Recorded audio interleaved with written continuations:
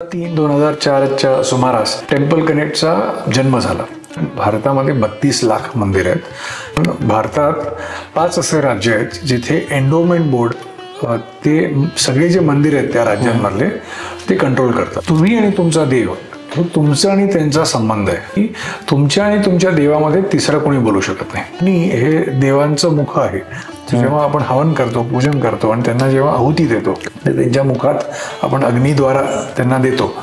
येणाऱ्या काळामध्ये तिरुपतीमध्ये 17, 18, 19 फेब्रुवारीला साधारण 1,500 मंदिरांचे हेड्स तिकडे भाग घेतील. भगवान गौतम बुद्धांचा एक खूप माझं फेवरेट स्टेटमेंट आहे की an idea in action is always better than an idea just as an idea. साधारण 40 कोटी लोक यावर्षी कुंभमेळ्यात येतील ही अपेक्षा आहे.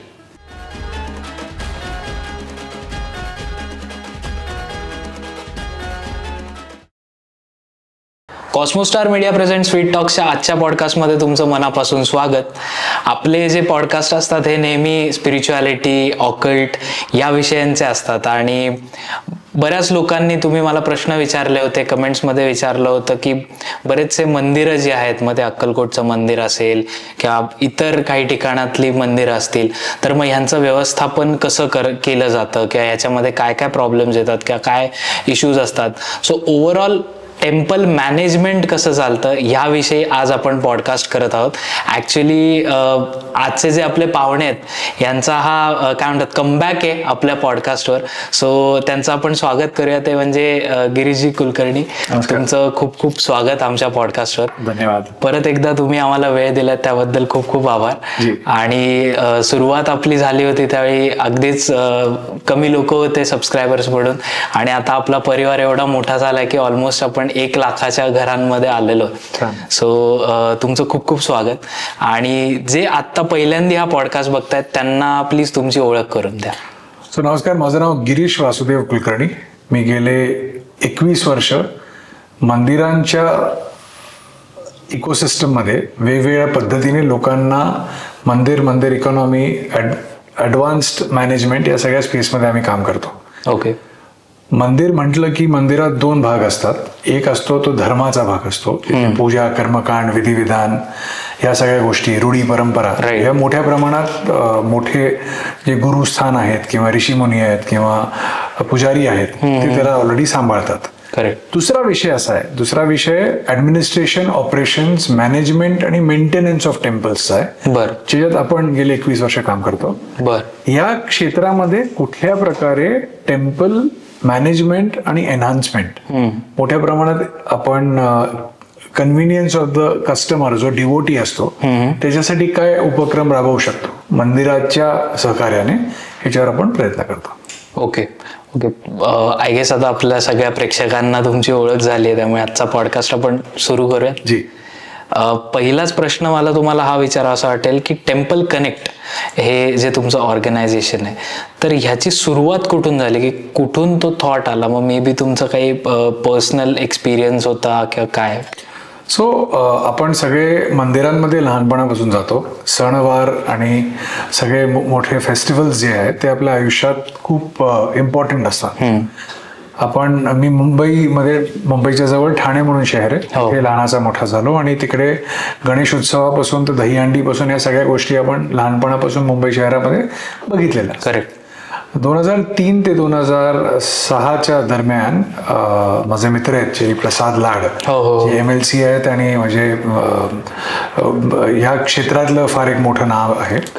सो ते सिद्धिविनायक मंदिरावर विश्वस्त म्हणून नेमले गेले आणि त्या दरम्यान आम्ही इव्हेंट्स, मीडिया, कॉन्सर्ट्स हे सगळे कामं करत असायचो. सो त्यांच्या माध्यमातून माझं सिद्धिविनायक मंदिराबरोबर माझी ओळख झाली. ते तिथे विश्वस्त असताना आम्ही त्यांच्या मार्गदर्शनाखाली भरपूर काम केलं, जिथे टेम्पल रिलेटेड इव्हेंट्स, फेस्टिवल्स आणि ऍक्टिव्हिटीज काय असतात हे आम्ही मोठ्या प्रमाणात करायचा एक प्रयत्न होता. बरं, सिद्धिविनायक मंदिर हे आपल्या सगळ्यांसाठीच खूप मोठा विषय आहे. सो ते करत असताना एक उपक्रम आम्ही तेव्हा सिद्धिविनायक मंदिराच्या माध्यमातून आयोजला होता, जो इंटरनॅशनल टेम्पल कन्व्हेन्शनचा एक फॉर्मॅट होता, ज्याला आम्ही टेम्पल समिट नावाने इनिशिएट केला. तिथे साधारण 64 मंदिरांनी भाग घेतला. त्या सगळ्या प्रक्रियेमध्ये एक गोष्ट समजली की मंदिरांकडे बघण्याचा जो एक प्रवास आहे हा प्रत्येकाचा वेगळा आहे, त्यांचा दृष्टिकोन वेगळा आहे आणि त्याच पद्धतीने मंदिरांमध्ये लागणाऱ्या ज्या सोयी सुविधा किंवा कन्व्हिनियन्सेस आहेत त्याच्या बाबतीत खूप वेगळ्या पद्धतीने एक मॅनेजमेंट पॉइंट ऑफ व्ह्यू मधनं गोष्टी बघायला पाहिजे. मंदिर न्यास असा विषय आहे की जेव्हा तिथे विश्वस्त नेमले जातात ते 3 वर्ष किंवा 5 वर्ष त्यांच्या टेन्युअरनी तिकडे असतात. ओके. त्यांचं बॅकग्राऊंड हे टेम्पल मॅनेजमेंटचं किंवा टेम्पल चालवण्याचं असेलच हे काय फिक्स नाही. ते सोसायटीमधले मोठी लोक असू शकतात, डॉक्टर्स असतात, पॉलिटिशियन्स असतात, ज्युडिशियल सिस्टम मधले लोक असतात. सो त्यांचं स्पेशलायझेशन हे टेम्पल मॅनेजमेंट नसतं. हे बघू जाता मग एक विषय असा आला की आपण काय केल्याने या सगळ्या गोष्टीला बेटर फॉर्मॅटमध्ये ऑर्गनाईज करून लोकांच्या, मंदिरांच्या आणि त्या संदर्भात असलेल्या जे काही सर्व्हिस प्रोव्हायडर्स आहेत त्यांच्या दृष्टिकोनातनं काय एकत्रित पद्धतीने करता येईल म्हणून साधारण 2003-2004च्या सुमारास टेम्पल कनेक्टचा जन्म झाला. त्याच्यात अजून एक भावना अशी होती की 2000 सालापासून .com एरा खूप मोठ्या प्रमाणात होता आणि .com एरा जेव्हा ऍक्टिव्हेट झाला प्रत्येकाने आपल्या आपल्या आवडीप्रमाणे विषय ऍक्टिव्हेट केले. कोणी क्रिकेटलाचं काम करणं किंवा त्याच्या संदर्भात लिहिणं चालू केलं, कोणी फिल्म इंडस्ट्री मराठी असो किंवा बॉलिवूड असो किंवा अजून वेगवेगळ्या विषयांवर काम सुरू केलं. लहानपणापासून भरपूर मंदिरांमध्ये गेलं असल्या कारणाने मंदिर हा आवडता विषय होता. एक सवय होती लहानपणापासून की कुठल्या दिवशी कुठल्या मंदिरात गेलो, त्या मंदिरात काय वेगळं होतं, तिकडे बसून मी काय शिकलो, असं आई वडिलांच्या मार्गदर्शनाने त्या काही गोष्टी होत्या ज्या रूढी परंपरांच्या माध्यमातून काय करू शकतो तर ते कंपाईल करायचो. सो मंदिरांचा हा जो डेटा आहे हा .com पद्धतीने किंवा ऑनलाईन पद्धतीने कसा आपण मोठ्यापणात लोकांपर्यंत पोहोचू शकू म्हणून टेम्पल कनेक्ट फॉर्म्युलेट केलं. टेम्पल कनेक्ट मध्ये to document, digitise and distribute content around the temple economy हा पर्स्पेक्टिव्ह की जोपर्यंत आपण या विषयाची माहिती ऑनलाईन पब्लिश नाही करणार तोपर्यंत लोक कुठून शोधतील आणि कुठे त्यांना मिळेल. बरोबर. म्हणून टेम्पल कनेक्ट स्थापन केलं. अजून एक विषय भरपूर लोकांनी विचारलाय आणि तुमच्या माध्यमातून मी सगळ्या प्रेक्षकांना सांगू इच्छितो की मी नाव ठेवताना याचं नाव मंदिर कनेक्ट का नाही ठेवलं, टेम्पल कनेक्ट का ठेवलं. तर मी सांगू इच्छितो की जेव्हा आपण आपला प्रवास जागतिक स्वरूपी लोकांपर्यंत पोहोचवण्याचा एक प्रयत्न करतो, मंदिर हा भारतीय शब्द आहे, मंदिर हा मराठी शब्द पण आहे, भारतीय शब्द पण आहे. प्रत्येक व्यक्तीला मंदिर या शब्दाचा अर्थ देशाच्या बाहेर असलेल्या लोकांना जे परप्रांतीय आहेत त्यांना कळेलच याची गॅरंटी नाही. त्यांना फक्त हा शब्द वाटेल आणि त्याचं प्रोनाऊन्सिएशन पण वेगवेगळ्या पद्धतीने होऊ शकतं. टेम्पल डिक्शनरी मिनिंगच्या माध्यमातून आपल्याला असं कळतं की temple is a place of Holy worship in any religion. So तुम्ही टेम्पल हा शब्द कुठे जाऊ शकत नाही. कनेक्ट हा शब्द हा तेवढाच आहे जिथे आपण लोकांना एक दुसऱ्याबरोबर, आज आपण कितीही चांगलं मराठी बोललो तरी कनेक्ट हा शब्द खूप कॉमनली वापरतो. सो म्हणून टेम्पल आणि कनेक्ट हे दोन्ही शब्द तुम्ही विसरू शकणार नाहीत आणि भारताच्या बाहेरची लोक सोप्यारित्या ते समजू शकतील या भावनेतनं आम्ही टेम्पल कनेक्टचा जन्म घेतला. वा. पण मग आता खरं विचारायचं गेलं तर खरंच मंदिर काय म्हणतात व्यवस्थापन करणं किंवा मॅनेज करणं एवढं सोपं असतं का? सो मंदिरांमध्ये वेगवेगळ्या कॅटेगरीज असतात. आपण भारतात 5 असे राज्य आहेत जिथे एंडोमेंट बोर्ड ते सगळे जे मंदिर आहेत त्या राज्यांमधले ते कंट्रोल करतात. म्हणजे आंध्र प्रदेश, तेलंगणा, केरला, तमिळनाड आणि कर्नाटका हे 5 मंदिर आहेत जिथे शासन, government of those states control those temples except for the private temples. Okay. आपण जेव्हा सेंट्रल इंडियात जातो तेव्हा भरपूर मंदिरं आहेत जे फॅमिली रन टेम्पल्स आहेत. पुजारी फॅमिलीज आहेत त्या मंदिरांमधले ते मंदिरं चालवतात. आणि शासनाने जरी ऍडमिनिस्ट्रेशन म्हणून तिकडे कोणीतरी बसवला असेल तरी largely combination between the family run temples आणि गव्हर्नमेंट सपोर्ट सिस्टम या पद्धतीने होतात. ओके. फर्दर आपण नॉर्थमध्ये जेव्हा जातो तेव्हा प्रत्येक राज्यामध्ये 5 ते 7% मंदिरं अप नॉर्थ सेंट्रल इंडियापासून वरती जेव्हा जातो तेव्हा ती मंदिरं ही फॅमिली रन किंवा पाळी जशी म्हणतो, प्रत्येकाचं एक टेन्युअर असतं, त्या टेन्युअर रन फॉर्मॅटमध्ये चालतात. प्रत्येक पद्धतीने मंदिर हे युनिक आहे आणि त्याचबरोबर आपल्याकडे जसे 4 वेद आहेत, त्या 4 वेदांप्रमाणे आपले जे 4 शंकराचार्य यांच्या माध्यमातून 4 जे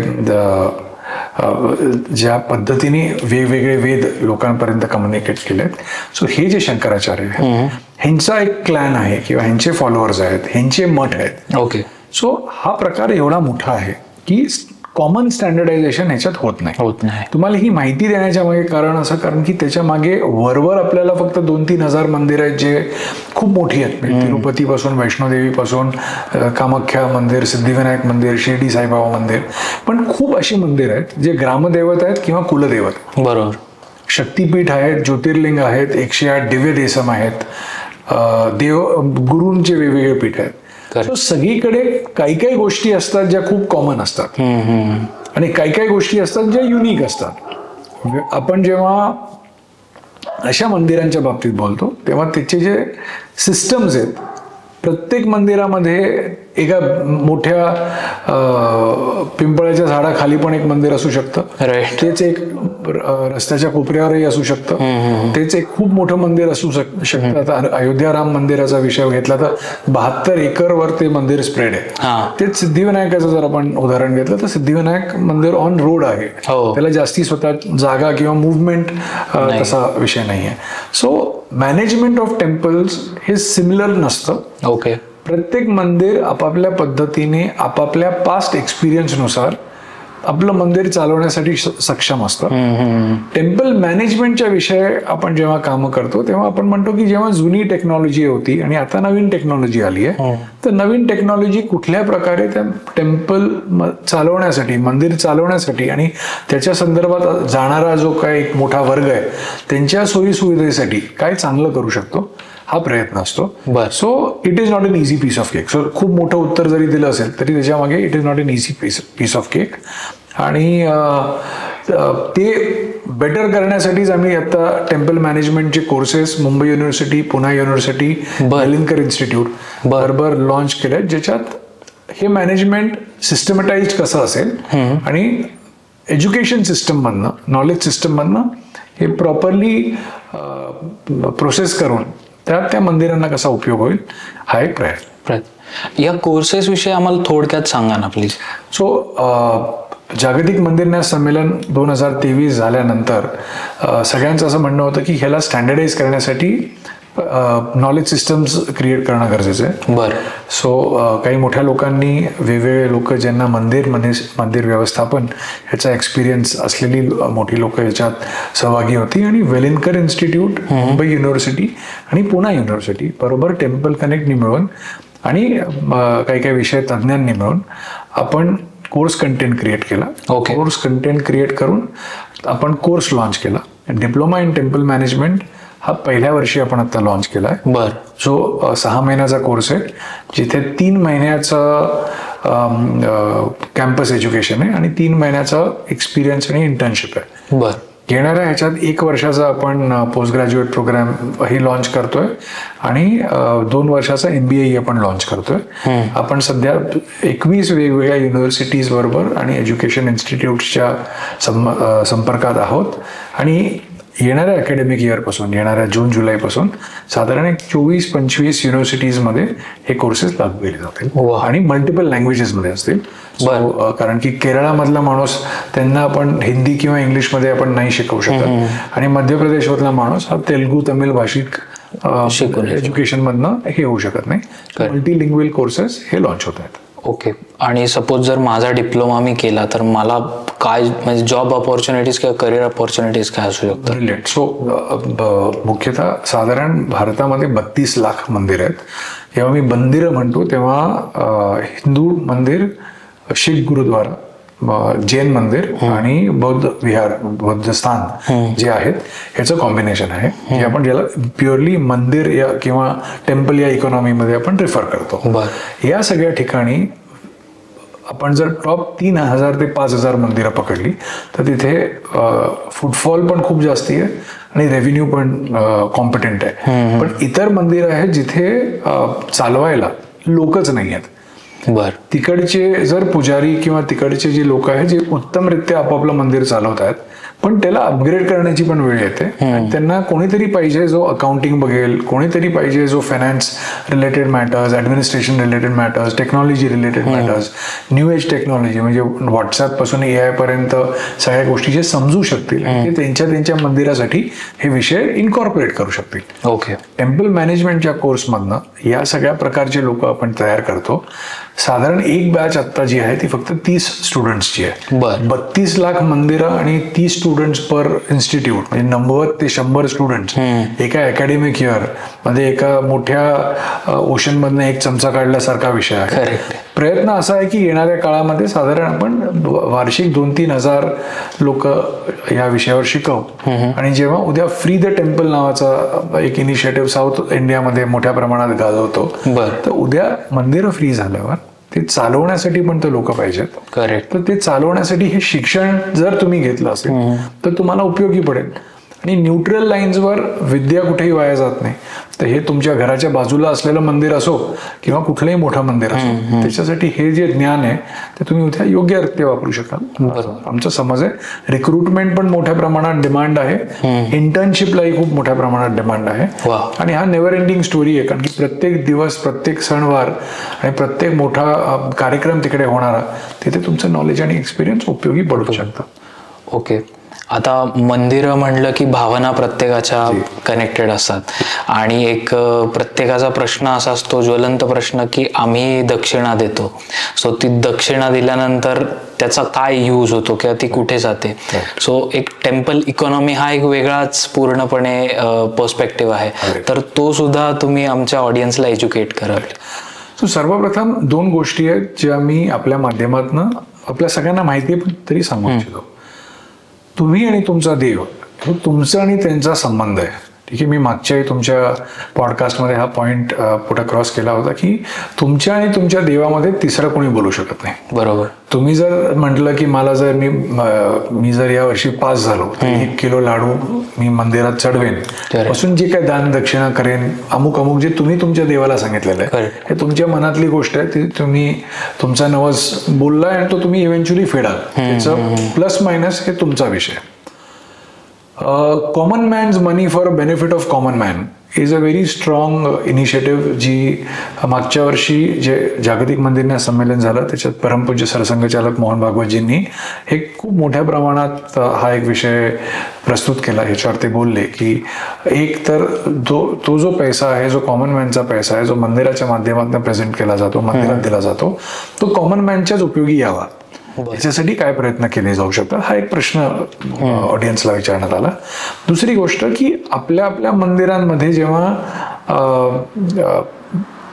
मोठमोठाले फेस्टिवल्स होतात, गॅदरिंग्स होतात, कुठल्या प्रकारे तो पैसा कसा वापरला जावा ह्याच्यावरही काहीतरी एक कंट्रोल्ड ऍस्पेक्ट असणं गरजेचं आहे. उद्या उठून काही ठिकाणी, मी सगळीकडे म्हणत नाही, पण सणावाराला दहीहंडी पासून वेगवेगळ्या कार्यक्रमांना स्पेंड्सना एक अपर लिमिट ठरवून मोठमोठ्या संस्था ऑलरेडी त्याच्यावर कामं करतात. पण लोकांच्या नजरेत फक्त तेच येतं. तर ते नजरेत येऊन त्यांना आपण करेक्ट करणं गरजेचं आहे की फक्त डीजेवर पैसा खर्च नाही होत, त्याच्या मागे अन्नदानही होत असतं, त्याच्या मागे रस्त्यावर रांगोळ्या काढल्या गेल्या असतात, त्याच्यावर वेगवेगळ्या प्रकारच्या ज्या फेस्टिव्हिटीज असतात, कृष्ण जन्मापासून तर वेगवेगळ्या गोष्टी, त्याच्यावरही कलाकारांना काम करण्यामुळे त्यांना आपण पैसे देत असतो. पण हा विषय असा आहे की हा फक्त प्रमोशनचा विषय नाही आहे. त्या धर्मातल्या असलेल्या गोष्टी ज्या आपण व्हिज्युअल पद्धतीने समजू शकतो त्या समजून घेण्यासाठी हे प्लॅटफॉर्म्स आहेत. मंदिरांमध्ये जेव्हा हा जो पैसा डोनेट होतो तो ब्लड बँकसाठी पासून तर डायलिसिस सेंटर पासून तर एज्युकेशन सिस्टमसाठी तर हेल्थसाठी तर कोणाचे हेल्थ बिलं देण्यासाठी पासून अन्नदानापासून सगळ्या गोष्टींसाठी वापरला जातो. की पब्लिक डॉक्युमेंट असते. चॅरिटी कमिशनरेटमध्ये दरवर्षी ते सबमिट करायला लागतो, ऑडिट्स असतात. स्टेटमेंट करणारे लोक ह्याच्यावर खूप सोप्यारित्या स्टेटमेंट करून निघून जातात. No one gets in to digging of the facts की रियालिटी काय. सो मंदिर व्यवस्था आणि मंदिर इकॉनॉमी जी आहे ही या सर्व भोवती आहे. मी तुम्हाला आणि प्रेक्षकांना एक प्रश्न विचारू इच्छितो की ह्याच्यावर तुम्ही पोल घेऊ शकता की तुम्हाला माहिती आहे का की एक ई रिक्षा नावाचा एक प्रकार आहे. ई रिक्षा आहे, चार्जिंग रिक्षाज आहेत. ही ई रिक्षा भारतात 9.5 लाख ई रिक्षा रस्त्यावर आहेत. या 9.5 लाख ई रिक्षामध्ये तुम्हाला माहिती का की फक्त उत्तर प्रदेशमध्ये किती ई रिक्षा आहेत? नाही. 4.5 लाख ई रिक्षा उत्तर प्रदेशमध्ये आहेत. बापरे. या 4.5 लाख ई रिक्षा मधले आपण समजा अयोध्यासारखं स्थान जर आपण हे केलं, मागच्या वेळेस राम मंदिराच्या उद्घाटनाच्या संदर्भात आम्ही जेव्हा तिकडे कामं करत होतो तेव्हा आम्ही त्या ऑटो रिक्षावाल्यांना विचारलं की साधारणतः तुमचं या ई रिक्षेचा कॉस्ट किती आहे आणि हे तुम्हाला इन्स्टॉलमेंट भरायला किती पैसे लागतात आणि तुम्ही महिन्याला आणि दिवसाला किती पैसे कमवतात. साधारण 10-12 हजार रुपये हे त्यांचं इन्स्टॉलमेंट येतं. 3 वर्षात इन्स्टॉलमेंट काहीतरी फेडायचं असतं आणि दिवसाला त्या ई रिक्षाच्या सगळ्या व्यवसायामध्ये ऑन अन ॲव्हरेज 2,500 रुपये ते 4,000 रुपये पर डे ते त्या माध्यमातून अयोध्येमध्ये कमवतात. हे त्यांनी सांगितलेला डेटा आहे. 4,000चा ॲव्हरेज जरी नाही पकडला आपण, 2,000 रुपयाचा जरी ॲव्हरेज पकडला किंवा 3,000 रुपयाचा ॲव्हरेज पकडला इंटू 30 दिवस, तरी 90,000 रुपये. आज कुठल्याही मोठ्या कॉर्पोरेटमध्ये 90,000च्या सॅलरीपर्यंत पोचायला लोकांना खूप वेळ लागतो. सो ही इकॉनॉमी आहे. त्याचबरोबर आपण जेव्हा मंदिरांच्या बाबतीत म्हणतो की दिल्लीला जर आपण म्हटलं की एक कनॉट प्लेसच्या जवळ एक प्राचीन हनुमान मंदिर आहे. त्या प्राचीन हनुमान मंदिरामध्ये ऑन अन ॲव्हरेज मंगळवारी 10-1 हजार लोक येत असतील. त्या 10,000 लोकांमधले 25% लोक तरी तिकडे जाऊन लड्डू प्रसाद देवाला अर्पण करायचा, असा एक भावना आहे की प्रभू हनुमानांना ते त्यांना चढवायचं आणि घरी आपण जाऊन किंवा वाटायचं जे काय. 2,500 लोक म्हणजे 25% लोकांनी जर 1-1 किलो लाडू घेतला तर 2,500 किलो लाडूचा व्यवहार त्या एका मंदिरात एका मंगळवारी होतो. 400 रुपये किलो जरी लाडू असतील तर साधारण 10-1 लाख रुपयाचा हिशोब जर आपण बघितला तर एका दिवशी एका हनुमानाच्या मंदिरात होतो. दिल्ली सारख्या शहरामध्ये साधारण 1,500 हजार छोटे मोठे हनुमानाचे मंदिर असतील. तुम्ही अंदाजा लावू शकता.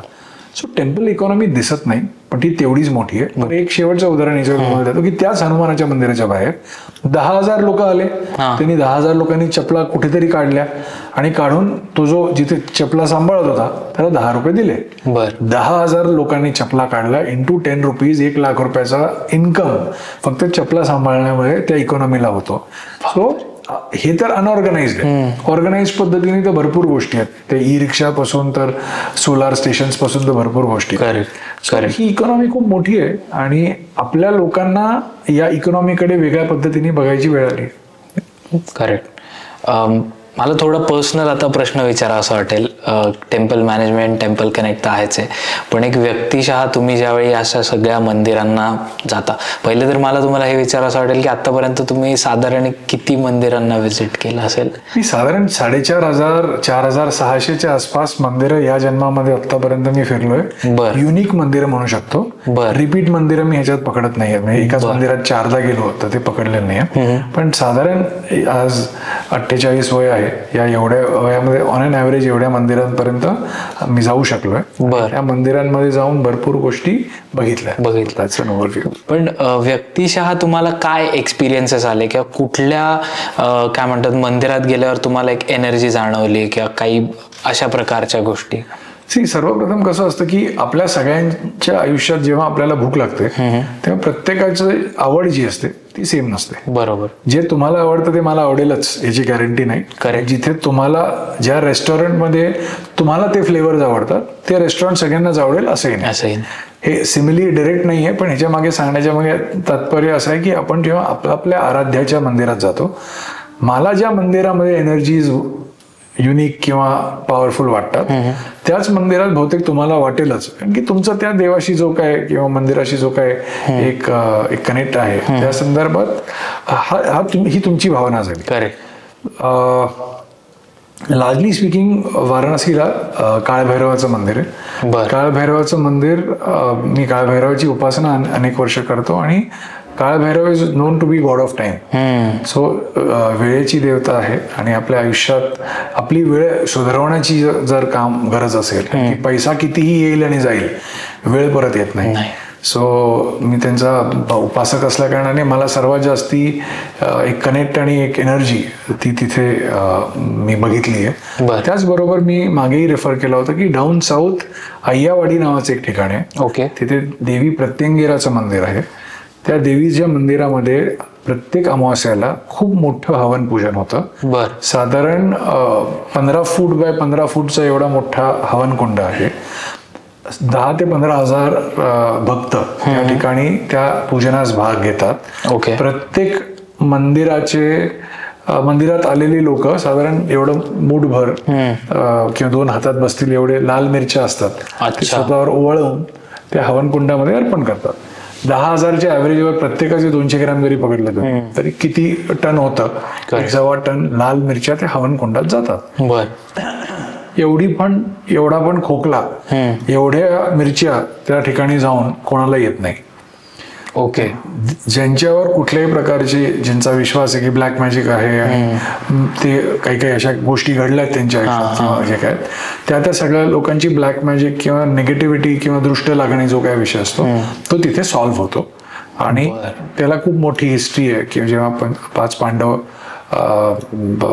अज्ञातवासात होते तिथे गेले होते आणि त्यांचा एक्सपिरियन्स आहे आणि वगैरे वगैरे. सो लार्जली स्पीकिंग हे असे काही काही मंदिर आहेत जिथे जिकडची ऊर्जा तुम्ही म्हणजे 100% तुम्हाला दिसतं. कारण की एवढ्या मोठ्या हवन कुंडामध्ये एवढाले टन, जर 1 टन जरी लाल मिरच्या गेल्या असतात तुम्हाला साधा ठसका लागत नाही. तर ती ऊर्जा ते ऑब्झर्व करते. आणि आपण म्हणतो की अग्नी हे देवांचं मुख आहे. जेव्हा आपण हवन करतो, पूजन करतो आणि त्यांना जेव्हा आहुती देतो, त्यांच्या मुखात आपण अग्नीद्वारा त्यांना देतो असं समजलं जातं. सो इमॅजिन करा, these are energies and these are काय म्हणतात त्याला, miracles in their own way. Right. अशा प्रकारचे काही एक्सपिरियन्सेस तुम्हाला काही कधी आले पर्सनल? मी तुम्हाला एक सांगतो की लार्जली स्पीकिंग, मी परत सांगतो की हे जे मंदिरं आणि मंदिरांच्या ठिकाणांमध्ये काही काही गोष्टी आहेत ज्या अद्भुत असतात. प्रत्येकाचे experiences are to be taken and have to be lived with. कधी कधी कसं असतं की जेव्हा आपण साक्षात्कार किंवा लोकांचे उदाहरणं बघतो, प्रत्येक जणाला त्यांच्या पद्धतीने असे कुठल्या ना कुठल्या एक्सपिरियन्सेस येत असतात. समोरचा माणूस समजू नाही शकत की हे काय झालं. बरोबर आहे. सो माझं म्हणणं एवढंच असतं की असे एक्सपिरियन्सेस ज्यांच्या कोणाच्या आयुष्यात आलेले आहेत त्यांनी त्याचा उपभोग घ्यावा आणि त्याला फक्त न्यूज किंवा त्याला इन्फॉर्मेशन म्हणून शेअर नको करावं. They should enjoy the moment and move ahead. That's about it. Okay. आता तुम्ही मिरच्या आणि याचा सगळा उल्लेख केला. आता आपल्या समाजामध्ये एक घटक असा आहे की जो म्हणतो की तुम्ही हे का असं नासाडी करताय, हे करताय, वेरॅज लोकांच्या भावना कनेक्टेड असतात. मी त्या माझाही तो थॉट आहे की नाही, माझा पैसा आहे आणि मला तो कसा स्पेंड करायचा मी ठरवणार. पण तुमचा ह्याच्यावर टेक काय? मी एक परत गोष्ट सांगू इच्छितो की आपण जेव्हा आता एक भाग मंदिरांमध्ये हा धार्मिक विधी, धार्मिक परंपरा आणि धार्मिक रूढी या संदर्भात आहे आणि एक भाग आहे जो administration, operation, management and maintenance मध्ये. करेक्ट. या भागाच्या संदर्भात जिथे ऍडमिनिस्ट्रेशन ऑपरेशन्स येतं त्याच्यात I work in that segment आणि आय कॅन से दॅट आम्ही त्या सेगमेंटमध्ये जास्ती काम केल्याने आम्हाला त्याच्यातली समज बरी आहे. बरोबर. धार्मिक रूढी परंपरा आणि या ज्या काही गोष्टी आहेत त्या क्षेत्रात जास्ती काम करणारी लोक जे आहेत, हा प्रश्न लार्जली ते उत्तर तुम्हाला देऊ शकतात की हे किती योग्य आहे किंवा किती अयोग्य आहे. वैयक्तिकरित्या जर मला हा तुम्ही प्रश्न विचारत असाल तर माझं म्हणणं आहे की ही तुमची आणि तुमच्या देवामध्ये असलेली एक भक्ती आहे, तो तुमचा पैसा आहे. तुम्ही कुठल्या रित्या स्पेंड करावा हा तुमचा कॉल आहे. नासाडी होते का नासाडी नाही होत हा भाग असा आहे की आता मी माझ्या ज्याला मी देव म्हणतो मी त्याला काही गोष्टी अर्पण करतो. सर्वात मोठं शिव उपासकांच्या बाबतीत म्हटलं जातं की एवढाले लिटर दूध आणि एवढाले लिटर पंचामृत आणि वगैरे. लोकांचं तेवढं म्हणणं असतं की देणारा तोच आहे, आम्ही त्याला देतो, आमचा त्याचा विषय. ठीक आहे, आम्ही तुम्हाला मागायला तर येत नाही, ठीक आहे, आणि तुम्ही नका देऊ, तुमचा पॉइंट ऑफ व्ह्यू आहे. ठीक आहे. दुसरी गोष्ट, प्रत्येक धर्मामध्ये अशाच प्रकारच्या पद्धती आहेत ज्याच्यात वेगवेगळ्या गोष्टी आहेत.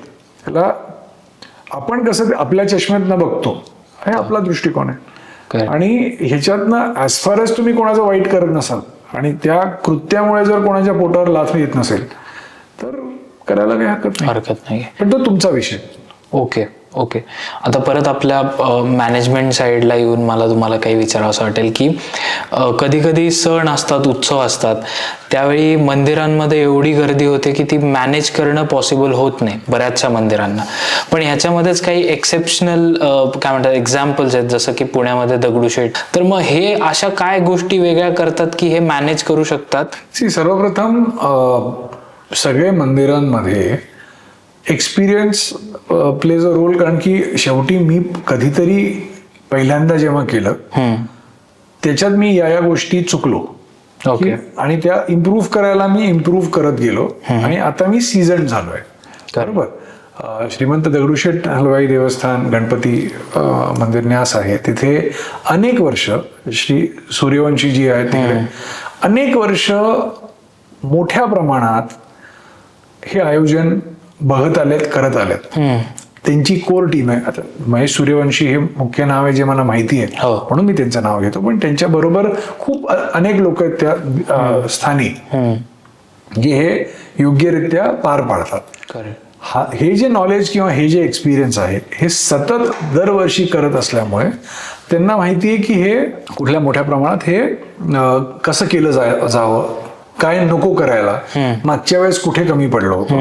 सो सिस्टमॅटायझेशन हा एक शब्द आला, प्रॅक्टिस हा एक शब्द आला, एक्सपिरियन्स हा एक शब्द आला आणि कन्सिस्टन्सी हा एक शब्द आला. या सगळ्याच प्रकारे प्रत्येक मंदिर जे मोठ्या प्रमाणात या गोष्टी करत आलेल्या आहेत त्या कन्सिस्टंट आहेत. आपण लालबागचा राजा बघायला गेलो, दगडूशेठ हलवाई देवस्थान बघितलं आपण, सिद्धिविनायकाला जेव्हा अंगारिका असते तेव्हा एका दिवसात 18 ते 20 लाख लोक तिथे दर्शन घेतात. बाजूला नरदुल्ला टँक मैदान आहे, तिथे वेगवेगळ्या पद्धतीने क्यूइंग आणि चॅनलिंग जे असतं ते केलं जातं ज्यांनी कोणालाही त्रास नको व्हायला.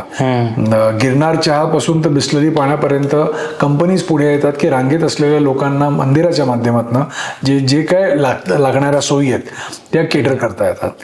आता लेटेस्ट मोबाईल टॉयलेट्स आणि ह्या सिस्टम्स आल्यामुळे आता रांगेत उभे असताना कोणालाही जर वॉशरूमला जायचं असेल तर त्यांची सुविधा कशी करता येईल, कारण की रांगेत खूप तास उभे असतात, माझा नंबर जाईल मग मी परत कसं उभा राहीन. त्याच्यासाठी आता स्वयंसेवक आहेत तिकडे, ते मोठ्या प्रमाणात गोष्टी कोऑर्डिनेट करतात. तिकडे जर सिनियर सिटीजन्स आहेत किंवा एक्सपेक्टिंग मदर्स आहेत किंवा न्यू बॉर्न बेबीज आहेत आणि त्यांचे पेरेंट्स अँड फॅमिलीज आहेत, त्यांनाही मंदिराच्या मॅनेजमेंटनी एक कॅटेगरी, एक कोटा ठेवलाय की त्यांच्यासाठी एक वेगळी रांग किंवा एक वेगळा ऍक्सेस करण्यात आला. पहिल्या दिवसापासून हे नव्हतं. लोकांनी त्याच्यात सुधार आणला आणि त्यांनी त्याचं कन्सिस्टंट एक SOP क्रिएट करून, स्टँडर्ड ऑपरेटिंग प्रोसिजर क्रिएट करून ही त्यांच्या मंदिरात त्यांनी लावली. आणि या विषयासाठी जे आम्ही जागतिक मंदिर न्यास संमेलन आयोजित करतो तिथे वेगवेगळ्या लोकांची, मंदिरांची लोक येतात, ते त्यांची केस स्टडी शेअर करतात. त्या केस स्टडीमधनं इतर लोक ज्यांच्यासाठी हा विषय नवीन असतो ते त्याच्यातनं शिकतात, ते त्यांच्या मंदिरात जाऊन त्या गोष्टी इन्कॉर्पोरेट करतात. आणि शेवटी मुख्य विषय असा आहे की तिकडे येणारा जो भाऊक श्रद्धाळू जो आहे, ज्याला आपण पिलग्रिम किंवा डिवोटी म्हणतो, त्यांचं एक्सपिरियन्स चांगलं व्हावं हा प्रयत्न की तुमची आई, माझी आई, आपले फॅमिली मेंबर्स, आई वडील, नातलग कोणीही या मंदिरांमध्ये गेले तर ते केअरफ्री रित्या जावं, त्यांचं दर्शन उत्तम व्हावं, जास्तीत जास्त वेळ त्यांना त्या प्रेमायसिस मध्ये घालवायला मिळावा, पण त्याचबरोबर इमर्जन्सी आणि कुठल्याही अशा मुवमेंट्समध्ये त्यांना तिकडे मदत मिळावी. हे मंदिर प्रशासन मोठ्या प्रमाणात करत आलेलं आहे.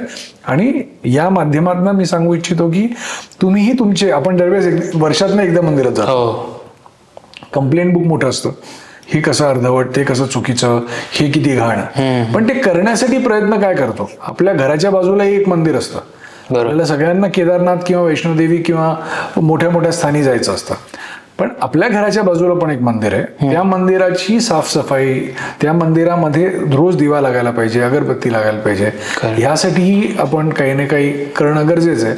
ही एक थॉट प्रोसेस आहे, तर ती प्रत्येकाने बघावी. मुख्यतः प्रत्येक मंदिरामध्ये VIP कल्चर हा एक विषय आहे जिथे सगळ्यांनाच राग येतो. एक कॉमन मॅन त्या रांगेमध्ये 6-6, 7-7, 8-8 तास उभा राहतो आणि तोच एक VIP त्यांच्या ऍक्सेसमुळे हायर प्राइस तिकीट विकत घेऊन आत जातो. मी VIP हा प्रायमरीली ही फक्त गव्हर्नमेंट किंवा प्रोटोकॉलच्या लोकांच्या बाबतीत नाही म्हणत, पण एनीवन जो त्या प्राइसचं तिकीट घेऊ शकतो आणि आत जाऊ शकतो. करेक्ट. आता एक विषय असा आहे की खूप ठिकाणी मी हे बघितलेलं आहे की जर त्या ऑडियन्सला विचारलं की मी 5 जण इकडून आत सोडेन, कुठल्या 5 जणांना मी सोडू आत, तुम्हाला त्या VIPच्या रांगेमध्ये मी तुम्हाला 5 जणांना सोडायला तयार आहे. तर जर समोर 1000 लोक उभे असतील तर 950 लोक हात वर करतील. ठीक आहे. सो मलाही जायचं आहे, पण जेव्हा मला जाता येत नाही आणि मी ते कल्चरचा भाग होऊ शकत नाही तर मला त्याचा राग येतो. ही प्रत्येकाचा एक सेल्फिश भावना कुठे ना कुठे आहे. आपण कितीही म्हटलं की समोर अमिताभ बच्चन उभे आहेत आणि प्रत्येक जणाला 1 लाख लोक रांगेत उभे आहेत, तर कोणीही रांग तोडून जाऊन अमिताभ बच्चन बरोबर फोटो काढू इच्छितील, कारण की ती तेवढी इम्पॉर्टंट व्यक्ती आहे. सो आपण कुठेतरी ही हिपोक्रसी करू नये. ज्या ज्या मंदिरांना, म्हणजे तिरुपतीमध्ये एक केस स्टडी होतं की VIP ब्रेक दर्शन नावाचे एक तिकीट मिळतं जे 10,000 रुपयाला आहे. 10,000 रुपयाचं एका माणसाचं तिकीट. तुम्ही साधारण 1 तासामध्ये रांगेत लागून दर्शन घेऊन बाहेर पडता, जे एरवी 6-7 तास असतं.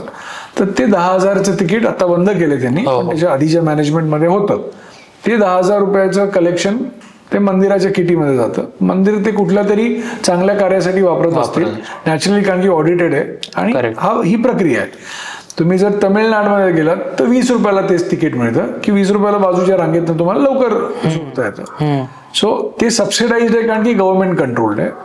वेगवेगळ्या ठिकाणी वेगवेगळ्या पद्धती आहेत. घेणारा माणूस तिकीट घेतो आणि जातो. आता त्याच्या मागे पैसा त्याच्याकडे असणं हा एक भाग. मला माझ्या आई वडिलांना जास्ती वेळ रांगेत उभं नाही करायचंय, ही एक भावना असते. बरोबर. कोणी एक एक्सपेक्टिंग मदर असेल तर त्यांच्याकडे त्यांना लवकर दर्शन घेऊन हे पैसे देऊन जाऊन येणं होऊ शकतं. तर प्रत्येकाला हे स्वतःसाठी आवडतं. आपल्याला जमलं नाही तर आपण त्याला मग अपोज करतो. तर कुठे ना कुठेतरी आपल्या मनासारखं होतं, कुठे ना कुठे आपल्या मनाविरुद्ध होतं. बरोबर. पण तो आपला एक, म्हणजे I leave it to destiny. तुम्हाला जेव्हा एक छोटंसं उदाहरण देतो, मी सिद्धिविनायक मंदिराबरोबर जेव्हा संबंधित आम्ही इव्हेंट्स करायचो आणि तो विषय होता, तेव्हा अंगारिकेच्या दिवशी तिकडे एका क्यू मध्ये साधारण खूप लोक होते. 18-1 लाख लोक दर्शन घेतात. त्या ह्याच्यामध्ये एक आजी आजोबा होते. ते तिकडे वयस्कर होते, 70s 80s मध्ये असतील. तर त्यांना आम्ही बघितलं आणि मग म्हटलं की तुम्ही चला, मी तुम्हाला आत मे विल गेट यू आउट आणि तुमचं दर्शन लवकर होईल. तर ते म्हणाले नाही, आम्ही इतकी वर्ष येतो, आम्ही रांगेत उभे राहतो, माझ्या देवाला कसं चालेल. तर मी त्या आजी आजोबांना सांगितलं, म्हटलं आजी, एवढ्या लाखांमध्ये मला तुम्हीच का दिसलात? तर बहुतेक त्यांची इच्छा असेल की तुम्ही लवकर त्यांना दर्शन तुमचं व्हावं. भाऊक झालेत आणि मग आम्ही त्यांना बाजूला काढून, आणि खूप सिनियर होते. तर हे सिद्धिविनायक मंदिराच्या आयोजनाच्या बाबतीत हा एक क्रायटेरिया आहे की चांगली लोक चांगल्या लोकांना त्या मार्गातनं बाजूला काढून तिथे हे करतात. आणि मग त्यांनी ते दर्शन घेतलं. त्यांच्यानंतर ते भाऊक होते त्या विषयावर, आणि मग त्यांनी सांगितलं की अनेक वर्ष, 25-30 वर्ष ते येतात वगैरे वगैरे. सो विषय असा आहे की तो त्या देवांचा आणि त्या भक्ताचा एक ऍस्पेक्ट आहे. करेक्ट. VIP दर्शन हे एक ट्रान्झॅक्शनल ऍक्टिव्हिटी होऊ शकते. पण जर तुमच्या नशिबी दर्शन घेणं नसेल तर तुम्ही ते दर्शन घेऊ शकत नाही. मी अनेक मंदिरं फिरलो. मी 2019 पासून केदारनाथला जाण्याचा प्रयत्न करतोय. मी 2 महिन्यापूर्वी केदारनाथाच्या पायथ्याशी तिथे साधारण 5 दिवस होतो. मला अजूनही काही विषय होते. तिथे त्या ठिकाणी चॉपर्स आणि चॉपर रिलेटेड बुकिंग नव्हते मिळत. मी तिथे 5 दिवस थांबलो. 5व्या दिवशी मी परत आलो. मला तिथे केदारनाथाला दर्शन करायला जाता आलं नाही. सांगण्याच्या मागे, तुम्ही कोणीही कोणालाही भेटा, तुम्ही कितीही वेल कनेक्टेड असाल, तुमच्या नशिबी जर दर्शन नसेल तर ते दर्शन होत नाही. ही स्वतःचं माझं उदाहरण आहे. So main point of view is that की मंदिर, देव आणि ती सगळी माया आहे ती तुमच्या नशिबाने पण कुठेतरी जोडलेली आहे. करेक्ट. प्रत्येक जण आपल्या आपल्या पद्धतीने बघतात आणि त्याचा तो उपयोग होतो. ओके. मग आता हे टेम्पल मॅनेज करताना किंवा हे मॅनेजमेंट किंवा तुम्ही डिजिटायझेशन पण करता मंदिरांचं, तर मग अशामध्ये तुम्हाला काय काय चॅलेंजेस येतात? कारण की परत काय म्हणतात, भावनांचा एक विषय आहे, मग त्या भक्तांच्या असतील, कधी कधी पुजाऱ्यांच्या असतात, मॅनेजमेंटच्या असतात. सो यांना टॅकल करणं किंवा त्यांना एज्युकेट करणं, याच्यामध्ये काय काय चॅलेंजेस तुम्ही फेस करता? मुख्यतः विषय आहे की आम्ही डिरेक्टली मंदिर न्यासाबरोबर किंवा त्यांच्या या चॅलेंजेस बरोबर आम्ही डील नाही करत. बर, ठीक आहे. एक आपण जसं म्हणतो ना, एक इन्स्टिट्यूशन असते. एक इन्स्टिट्यूशन काही स्टुडंट्सना एका क्लासरूममध्ये जर एक टीचर मॅथ्स शिकवत असेल तर सगळ्या स्टुडंट्सना तीच टीचर शिकवते. पण प्रत्येक स्टुडंट IAS किंवा IIT किंवा IPS मेडिकलचा मोठा असा नाही बनत. मॅथ्स रिलेटेड जे टॉपिक्स असतील शिकवताना टीचरनी ते योग्य शिकवलं, तुम्ही जसं त्याला इन्कॉर्पोरेट केलं तसं ते तिकडे तुमच्या करिअरमध्ये रिफ्लेक्ट होतं. राईट. टेम्पल इकॉनॉमीमध्ये पण असंच आहे की प्रत्येक मंदिराला बेटर स्टँडर्ड्स आणि बेटर नॉलेज सिस्टम्सचा उपयोग व्हावा म्हणून आपण प्रयत्न करतो आणि त्यांना योग्यरित्या जे आमचं जे international temples convention and expo नावाचा जो कार्यक्रम आहे, जो 3 दिवसाचा कार्यक्रम होतो, जिथे मंदिर प्रशासन, ऍडमिनिस्ट्रेशन, मेंटेनन्स, टेक्नॉलॉजी संदर्भातले सगळे लोक 3 दिवस भेटतात. ओके. एक दुसऱ्यांकडनं विषय समजतात. त्यातला जो तज्ज्ञ असतो त्यांचे वर्कशॉप्स किंवा सेशन्स होतात, जे इतर मंदिरं शिकून आपापल्या मंदिरांमध्ये इन्कॉर्पोरेट करतात. बर. आणि तिकडे एक एक्सपो असतो जिथे नवीन टेक्नॉलॉजीज, नवीन सिस्टम्स, नवीन सोल्युशन्सचा एक प्रेझेंटेशन दिसतं. हे सगळं केल्यानंतर प्रत्येक मंदिराला तोच एक्सपोजर मिळतो. करेक्ट. तेच नॉलेज मिळतं. करेक्ट. प्रत्येक मंदिर ते इन्कॉर्पोरेट करतं का नाही करत हा तो त्यांचा पर्स्पेक्टिव्ह आहे. पण त्यांना ते ऑफर करणं हे ITCXच्या माध्यमातून हे आपण आयोजित करत आलेलो आहोत आणि जास्तीत जास्त लोकांना त्याचा फायदा व्हावा हा एक प्रयत्न आहे. ITCX वरूनच मला विचारावं वाटेल की आता 2025 मध्ये तुमचा ITCX एक्सपो जो आपण म्हणतो तो होतोय. सो त्यामध्ये काय असणार आहे आणि त्यांनी जनरल जे ऑडियन्स आहे किंवा जे भक्त आहेत त्यांना त्याचा कसा फायदा होऊ शकतो? मी एक छोटंसं उदाहरण देतो की जेव्हा ह्याचं महत्व काय किंवा का ह्याची गरज आहे. सो टिपिकली जेव्हा माझा जन्म झाला तेव्हा व्हॉट्सॲप नावाची सुविधा नव्हती. माझ्या मुलीचा जेव्हा जन्म झाला तेव्हा व्हॉट्सॲप होतं. व्हॉट्सॲप किंवा नवीन टेक्नॉलॉजी सेंट्रिक गोष्टी चांगल्यारित्या कशा वापरायच्या हे माझ्या नेक्स्ट जनरेशनला जास्ती चांगल्या पद्धतीने माहिती आहे माझ्यापेक्षा. सिमिलरली जर माझे पणजोबा एका मंदिराचे पीठाधीश आहेत, मग ते करत करत करत माझ्या वडिलांच्या जनरेशन पर्यंत आले आणि माझ्या जनरेशन नंतर येणाऱ्या जनरेशनला जर ते मंदिर चालवायचं असेल तर पणजोबा असताना तेव्हा new age technology, CCTV, surveillance, sustenance, mobile toilets हे सगळे शब्द नव्हते. करेक्ट. जनरेशन्स बदलत गेली, गोष्टी बदलत गेल्या. त्या गोष्टी बदलत गेल्यावर आम्ही जेव्हा त्या गोष्टींवर शिकत गेलो तेव्हा ते इन्कॉर्पोरेट करू शकलो. आधी समजायला तर लागेल. राईट. सो सिमिलरली जेव्हा या मंदिरांच्या बाबतीत आपण या नवीन सिस्टम्स इन्कॉर्पोरेट करतो तेव्हा लोकांना त्याच्यातनं शिकता येतं. ओके. आज EV नावाचा प्रकार आहे, जो इलेक्ट्रिक व्हेकल नावाचा प्रकार आहे, हा 5 वर्षापूर्वी 7 वर्षापूर्वी नव्हता. 5 वर्षापूर्वी तुमच्या माझ्या घराच्या पार्किंग लॉटमध्ये EV चार्जिंग स्टेशन नव्हतं. आज आहे. प्रत्येक मंदिराच्या परिसरामध्ये जेवढ्या गाड्या येतात आता तिथे वेगवेगळ्या पद्धतीने पार्किंग लॉट्स हे बेटर ऑर्गनाइज्ड आहेत. परत माझा फेवरेट टॉपिक, फेवरेट स्थान हे शेगाव, जिथे वर्ल्ड बेस्ट पार्किंग लॉट आहे. त्याच्यावर डिस्प्ले वेगवेगळ्या पद्धतीने, किती गाड्या आत आहेत, किती गाड्या बाहेर आहेत, कुठे लागू शकतं, कुठे EV पार्किंगचा स्लॉट आहे, ह्या सगळ्या गोष्टी आहेत. आता हे जेव्हा शेगावसारखा मंदिर न्यास येऊन या जागतिक मंदिर न्यास संमेलनाला लोकांना हा विषय एक्सप्लेन करतात, प्रत्येक मंदिर आपल्या ठिकाणी जाऊन इन्कॉर्पोरेट करू शकतं. करेक्ट. सिमिलरली EV हा एक विषय झाला. आज सर्वेलन्स, CCTV कॅमेरा एक विषय झाला. एक डायव्हर्सी म्हणून एक कंपनी आहे जी मेकॅनाइज्ड हाऊसकीपिंग मध्ये जे त्यांचे मशीन्स असतात, केमिकल्स असतात, त्यांनी मला एक दिलेलं उदाहरण असं होतं की आपण हे जेव्हा मार्बल, ग्रॅनाइट, लाकूड वेगवेगळ्या पद्धतीने बेस्ट क्वालिटीचं इक्विपमेंट आपण आपल्या मंदिरात लावतो किंवा असतं, ते लावताना आपण एवढा पैसा खर्च करतो. मेंटेन करताना डेटॉल टाकून धुतलं जातं. त्याच्यावर काहीतरी तर रासायनिक इफेक्ट होणार की त्याची क्वालिटी ऑफ लाईफ पडणार. बरोबर. त्याच्यासाठी केमिकल्स असतात. आता डायव्हर्सी सारखी एक कंपनी आहे जी त्याच्यातले बेटर केमिकल्स राम मंदिरापासून मल्टिपल ठिकाणी ते लोक आहेत. सो ह्यांची माहिती असं नाही की ते फक्त मोठे मंदिरच घेऊ शकतात. ह्याची माहिती कोपऱ्यावर असलेलं छोटं मंदिर वापरू शकतं. कारण की माझ्याकडे मारुती 800 आहे, माझ्याकडे कायनेटिक होंडा आहे का माझ्याकडे मर्सिडीज आहे, गाडी साफ करून नीट ठेवणं हे प्रत्येक माणसाला आपल्या परीने करायचं असतं. मंदिराचं तेच आहे. सो ह्या ज्या छोट्या छोट्या गोष्टी आहेत, या गोष्टी एक्सपो मध्ये मोठ्या प्रमाणात लोकांना शिकायला समजायला मिळतात. हँड्स ऑन एक्सपिरियन्स मिळतो. या सगळ्या एक्सपिरियन्सचा शेवटी उपयोग होतो तो मंदिरासाठी होतो. मगाशी सांगितल्याप्रमाणे जेव्हा माझी मुलगी लहान असताना तिने मला सांगितलं की बाबा मला हे कॉर्नफ्लेक्स पाहिजेत, केलॉग्स नावाच्या कंपनीचे कॉर्नफ्लेक्स तिला हवे होते. ते वडिलांनी विकत घेतले किंवा आईने विकत घेतले आणि ते मुलांनी ग्रहण केले, खाल्ले. सिमिलरली आपल्या टेम्पल इकॉनॉमीमध्ये डिमांड ज्याचा केटर करायचा आहे तो तिकडे येणारा जो श्रद्धाळू आहे किंवा भाऊक आहे त्याचा हा डिमांड आहे की त्याला चांगली सर्व्हिस, चांगला मुवमेंट, चांगलं आयोजन मिळावं. बरोबर. पेरेंटचा जो रोल आहे ते टेम्पल मॅनेजमेंट करतं की जे चांगल्या पद्धतीच्या गोष्टी त्या मंदिरासाठी, त्या येणाऱ्या भाऊकासाठी किंवा त्यांच्या फेस्टिवलसाठी मंदिर मॅनेजमेंट आयोजित करतं. बरोबर. हे म्हणजे पेरेंट अँड चाइल्ड एक्झाम्पल का दिलं की जेवढं आपल्यासाठी आपलं बाळ इम्पॉर्टंट आहे किंवा बाळाचा डिमांड इम्पॉर्टंट आहे तेवढाच टेम्पल मॅनेजरसाठी येणारा डिवोटी इम्पॉर्टंट आहे.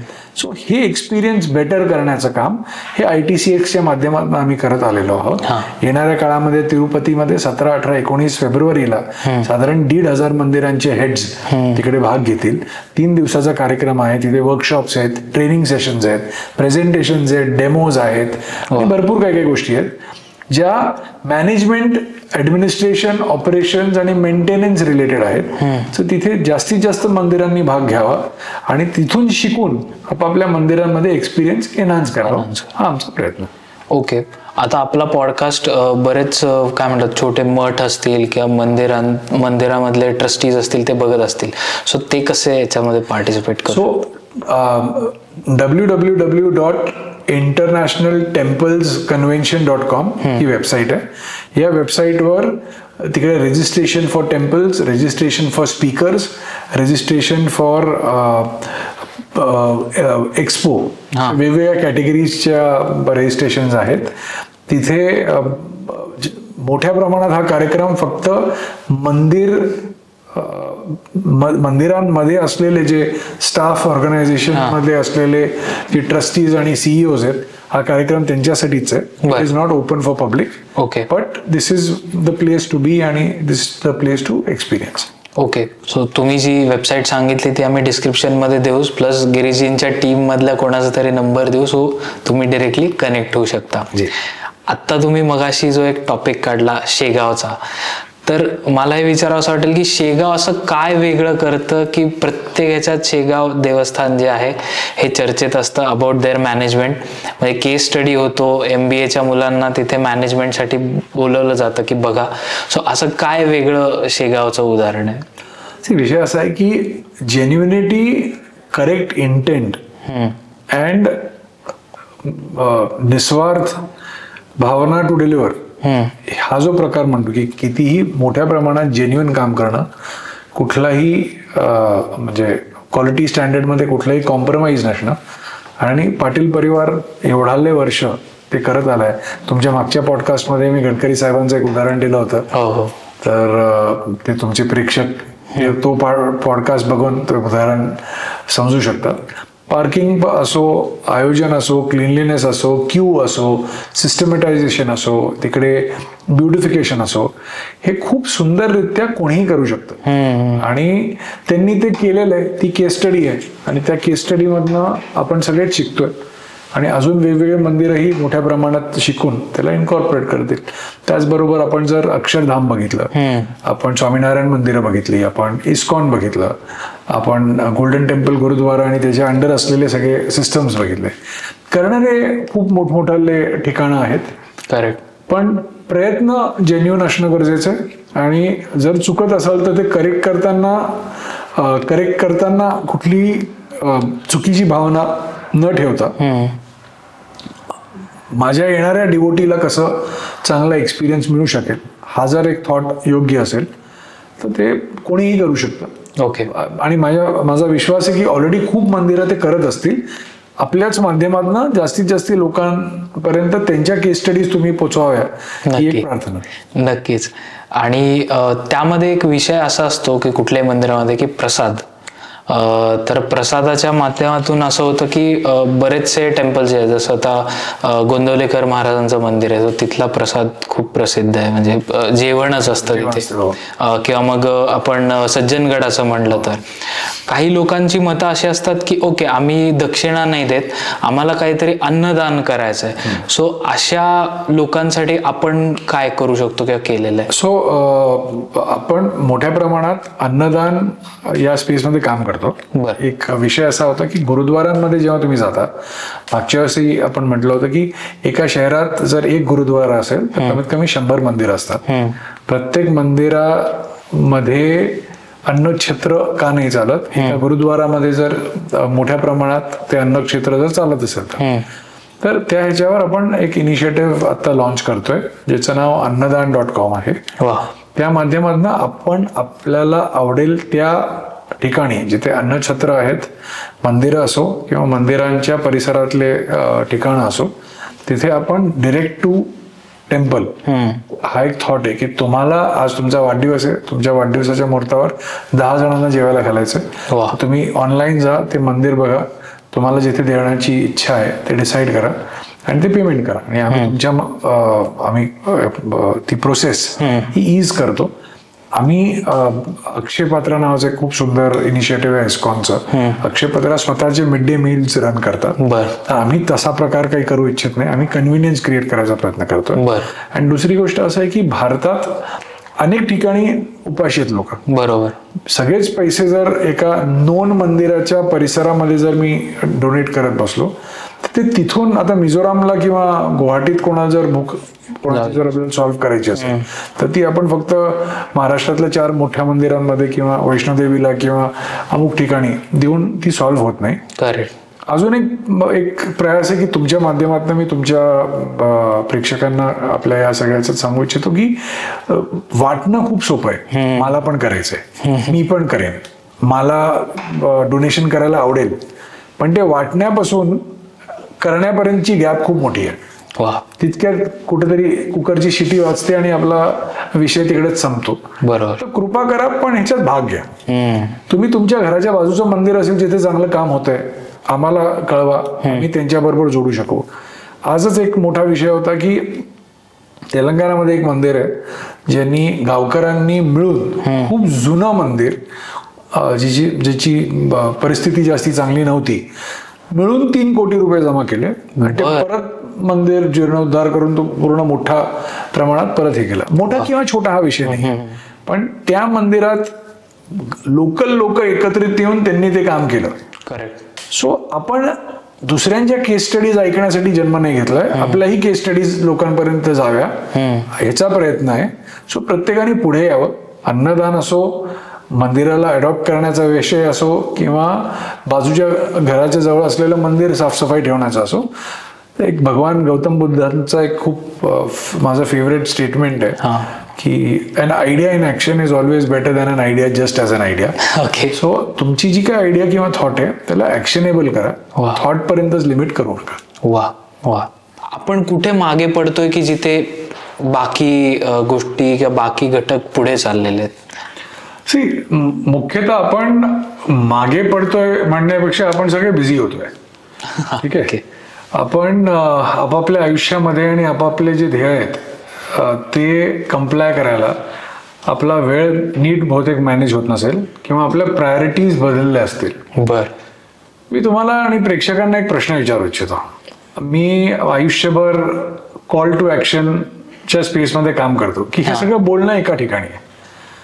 आपण स्वतः व्यक्ती म्हणून काय असं करू शकतो जे केल्याने नक्कीच मोठ्या प्रमाणात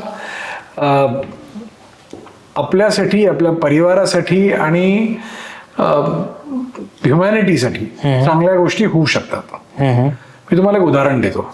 बघा, आपण विचार करूया आपल्याला काय वाटतं. ओके. आपण जेव्हा इतर धर्मांच्या बाबतीत बोलतो आणि प्रत्येक धर्म आपल्या स्वरूपी आपलं आपलं चांगलं काम करतं. मी तुम्हाला एक उदाहरण देतो की ख्रिश्चॅनिटीमध्ये जेव्हा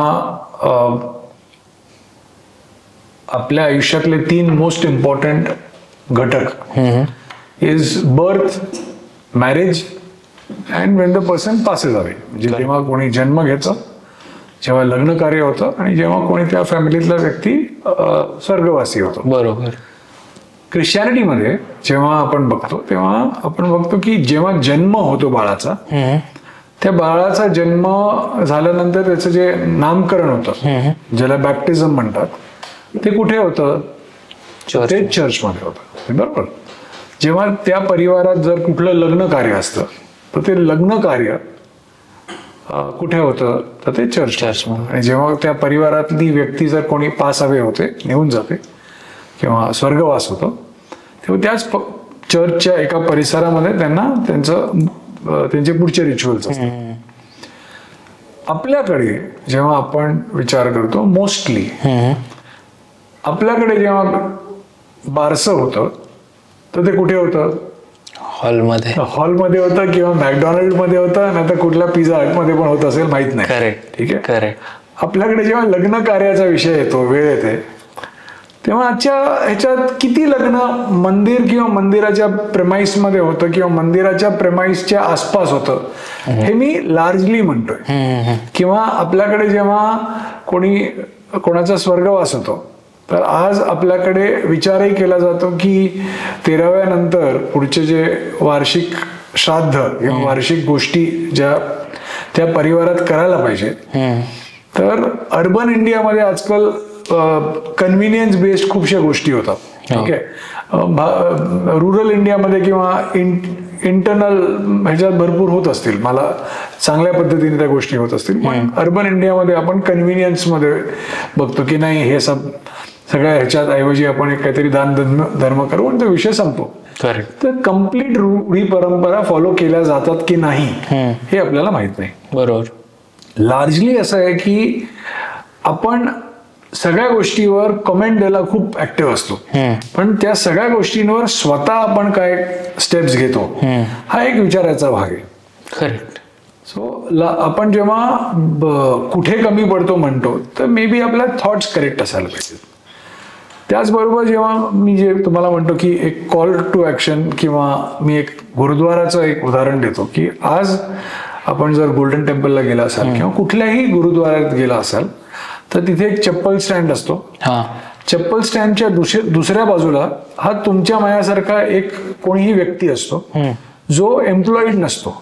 त्या चप्पल स्टँड मध्ये आपण जातो, आपल्या चप्पल काढून तिकडे त्यांना देतो, ते त्या चप्पलला नमस्कार करतात, त्या घेतात, आत जाऊन जिथे कॉईन, जिथे ते चप्पल ठेवायचं असतं तिथे ठेवतात, एक रॅक असते, कॉईन आणून देतात, नमस्कार करतात. ओके.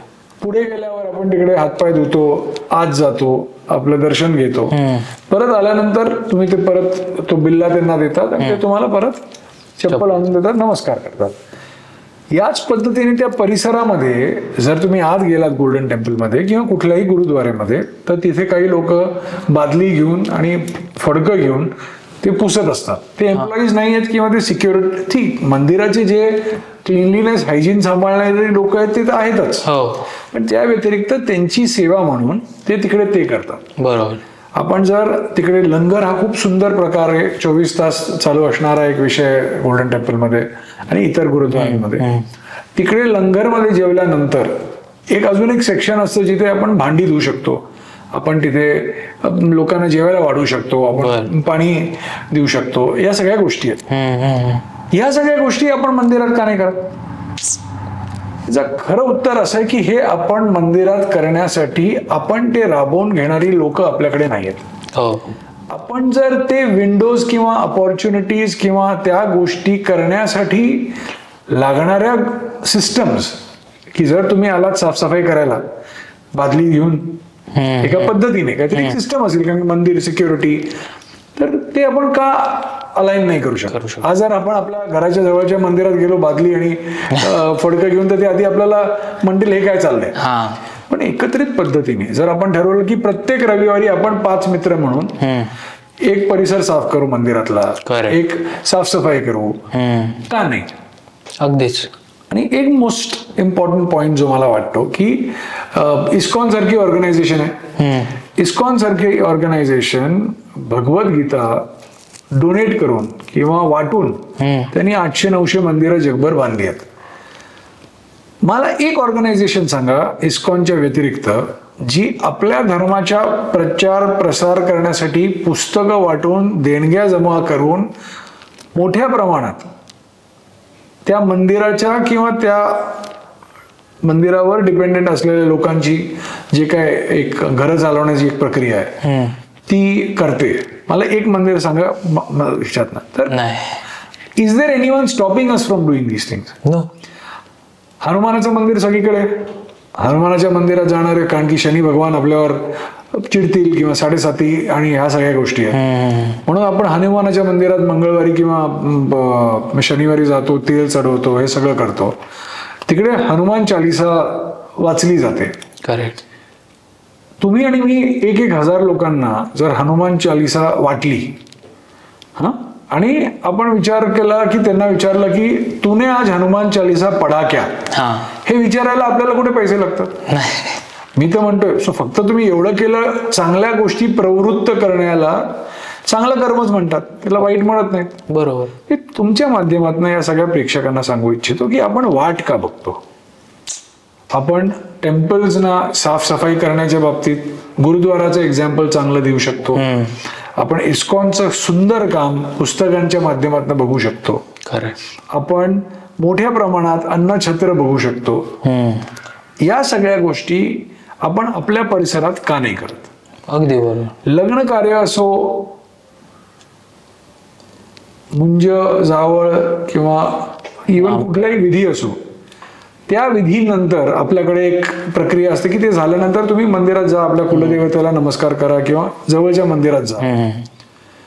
मी असं नाही म्हणणार की त्या मंदिरांमध्ये इन्फ्रास्ट्रक्चर आहे जिथे ती लग्न लागू शकतात, काही काही मंदिरांमध्ये आहेही, पण तिथे जे काय सिनारिओ असेल ते. पण उद्या मंदिरांमध्ये जर या गोष्टी घडायला लागल्या कुठल्या ना कुठल्या स्वरूपी, तर उद्या तो रेव्हेन्यू मंदिराला मिळेल, ते मंदिरात आलेले पैसे चांगल्यारीत्या चांगल्या कामासाठी येऊ शकतात. तर हे प्युअरली मंदिराचा कॉल आहे, त्यात मी सांगणारा कोणी तज्ञ नाही. अगदी बरोबर. पण का या सोयी सवलती आपण नाही क्रिएट करू शकत? का धार्मिक पुस्तकं किंवा आपल्या धर्माचा प्रचार प्रसार करणाऱ्या गोष्टी, त्या संदर्भातल्या गोष्टी आपण का लोकांपर्यंत नाही पोहोचवू शकत? कीर्तनं होतात इस्कॉनमध्ये, परत मोठ्या प्रमाणात इस्कॉनचं उदाहरण देतो, अप्रतिमरित्या कीर्तनं होतात, आपल्याही मंदिरात होतात. वारकरी पंथ खूप मोठ्या प्रमाणात मंदिरांमध्ये आणि सगळ्या ठिकाणी करतो.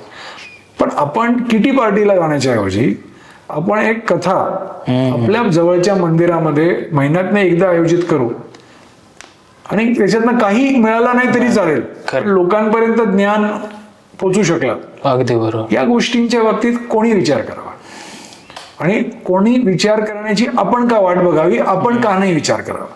ड्रेस कोड हा तुमच्या माझ्या कन्व्हिनियन्सचा विषय नाहीये. त्या मंदिरात जे सोहळं किंवा त्या मंदिरात ज्या प्रकारच्या प्रोटोकॉल्स हजारो वर्षांपासून, जेव्हापासून ते मंदिर आहे तेव्हापासून फॉलो केलं जातं. ओके. पद्मनाभ स्वामी टेम्पल जे तिरुवनंतपुरम मध्ये आहे किंवा केरळामध्ये तुम्ही कुठल्याही मंदिरात जा, ठीक आहे, तुम्हाला पुरुषांसाठी वरती तुम्ही फक्त एक उपकरण घेऊ शकता आणि खाली लुंगी घालून तुम्हाला ते दर्शन घेता येतं. बरोबर. आणि स्त्रिया स्ट्रिक्टली साडीज मध्ये असतात. सलवार कमीज जर असेल तर त्याच्यावरही आपण जशी साडी गुंडाळतो तसं एक वस्त्र गुंडाळलेलं असतं. अशी त्या मंदिराची एक प्रथा आहे. ती प्रथा वेळेने बदलू नये म्हणून ह्यांनी कन्सिस्टंटली त्या प्रथा तिकडे चालवल्यात, राबवल्यात आणि करून घेतल्यात लोकांना. गोव्यासारख्या शहरामध्ये मंगेशी देवस्थानामध्ये जेव्हा पर्यटक येतात, गोव्यामध्ये प्रत्येक कम्युनिटीनी आपलं जे मंदिर आहे ते खूप डिटेल्ड पद्धतीने सांभाळून ठेवलेलं आहे. बर. जे कुलदैवत वर्षातनं कमी कमी एकदा तरी लोक त्या कम्युनिटीतली, सारस्वत कम्युनिटीतली आणि भंडारी कम्युनिटीतली लार्जली येतात तिथे. सो तिथे क्लीन क्लिअर म्हणणं असं आहे की जेव्हा तुम्ही पर्यटक म्हणून त्या शहरामध्ये येता तेव्हा तुम्ही हे पर्यटन स्थळ नाहीये, मंदिर हे पर्यटन स्थळ नाहीये, प्लेस ऑफ होली वर्शिप आहे. त्याचे काहीतरी डिसिप्लिन्स आहेत, त्याचे काहीतरी पॅटर्न्स आहेत. सो मी गोव्याला गेलो, जर मी शॉर्ट्स घालून जर मंदिरात गेलो तर मी शॉर्ट्स घालून मंदिरात मी परमिटेड किंवा मला मंदिरामध्ये ऍक्सेस नसेल हे ऑलरेडी तिकडे डिक्लेअर केलेले.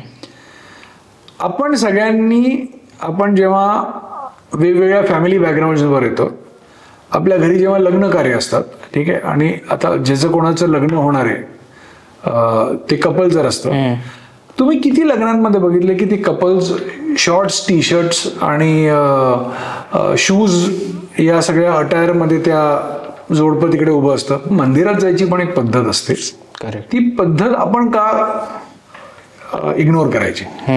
ठीक आहे, विषय कोणीतरी काढलं, आमचा व्यक्ती स्वातंत्र्य, त्या सगळ्या गोष्टी वैयक्तिकरित्या सगळ्या गोष्टी आहेत. ठीक आहे, आपण जेव्हा आपल्या कोणाच्या घरात जातो, आपण कोणाच्याही घरी जातो तेव्हा बाहेर चपला काढतो आणि घरात जातो का? कारण की ती त्या घराची पद्धत आहे. बरोबर, ज्याचं ते घर त्याची ती पद्धत. मी दिल्लीला जातो, त्यांच्याकडे घरात चप्पल घालायची सवय, ते चपला काढत नाही कारण की थंड प्रदेश आहे, पाय फरशी गार होते आणि त्या सगळ्या ह्याच्यात. सो तिकडे ती पद्धत नाही चप्पल काढायची. तरी मी चप्पल काढूनच जातो कारण की मला शिकवलं तसं. काही काही ठिकाणी पद्धती प्रत्येकाच्या फॉर्मॅटमध्ये वेगळ्या असतात, पण जर मंदिराचे ज्या पद्धती असतील आणि हे मंदिराने इन्कॉर्पोरेट करावं, ते तुम्ही आणि मी बोलणारे नाही, कारण की ते ज्यांचं घर आहे, ते ज्यांचं स्थान आहे, त्यांची जी पद्धत आहे ती आपण फॉलो करायला पाहिजे. महाकुंभ म्हणजे असतो काय आणि कशासाठी तो 12 वर्षांनंतर होतो?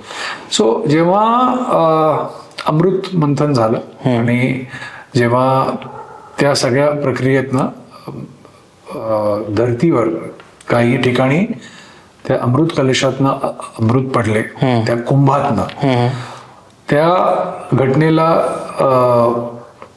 ती जी घटनाची जी स्थिती परत परत ऍस्ट्रॉलॉजिकली येते तेव्हा कुंभमेळा लागतो. कुंभमेळा प्रयागराजला, हरिद्वारला, उज्जैनला आणि महाराष्ट्रात त्र्यंबकेश्वरला लागतो. त्याच्या अर्धकुंभ, पूर्ण कुंभ असे वेगवेगळ्या कॅटेगरीज असतात. कुंभमेळ्याच्या दरम्यान असं समजलं जातं की जेव्हा व्यक्ती त्या त्रिवेणी संगम जो त्या ठिकाणी आहे, त्या त्रिवेणी संगमात जाऊन जो अंघोळ करतो किंवा स्नान करतो, त्या व्यक्तीचे पाप धुतले जातात आणि तो मोक्षास प्राप्त होतो. आणि ही भावना आहे. साधारण 40 कोटी लोक यावर्षी कुंभमेळ्यात येतील ही अपेक्षा आहे. त्या 40 कोटी लोकांच्या संबंधातलं आयोजन हे सगळं युपी गव्हर्नमेंट योगीजींच्या माध्यमातून, प्राईम मिनिस्टरच्या माध्यमातून खूप मोठ्या प्रमाणात आयोजित करत आहे. खूप सिस्टमॅटाइज्ड आहे, खूप प्रयत्नही आहेत, खूप चांगल्या गोष्टी तिकडे आपल्याला बघायला मिळतील. वेगवेगळ्या ब्रँड्स पासून टुरिझम नेटवर्क्स, वेगवेगळ्या फिलॅन्थ्रॉफिक ऑर्गनायझेशन्स पासून ते चॅरिटेबल ऑर्गनायझेशन्स तिकडे मदतीस उभे आहेत. तिथे अन्नछत्रपासून तर काय म्हणतात त्याला, स्वेटर्स आणि ब्लँकेट्स वाटण्यापासून तर सगळी कामं तिकडे होत आहेत. खूप मोठ्या प्रमाणात लोक जमणार आहेत. जायच्या आधी प्रॉपर प्लॅनिंग करा. कुठे राहणार आहात, कसं जायचं, लास्ट मिनिट जुगाड कन्सेप्टवर जगू नका. आम्ही लोकांना सांगतो की ह्या गोष्टी सगळ्या घडतात, ह्या राम भरोसे जरी असल्या तरी आपण काही काही गोष्टीचं बर्डन त्या प्रभू श्रीरामांना नको द्यायला. काही काही गोष्टी आपण योग्यरित्या आयोजित करून त्या गोष्टी आपण पार पाडाव्या. नक्की जा, प्रॉपर प्लॅनिंग करून जा. ज्या शाही स्नानांच्या दिवस आहेत त्याच्या आसपास जाऊ नका, कारण की ती प्रायोरिटी वेगवेगळे जे 13 आखाडे आहेत त्या आखाड्यांमधल्या लोकांसाठी ती प्रायोरिटी स्नानांची वेळ दिली असते. त्याच्या व्यतिरिक्त प्लॅन करा. आणि जास्तीत जास्त माहिती Uttar Pradesh tourism, incredible India आणि मेक माय ट्रिपवर ऑलरेडी मोठ्या प्रमाणात आहे. त्या सगळ्यांना रिफर करा.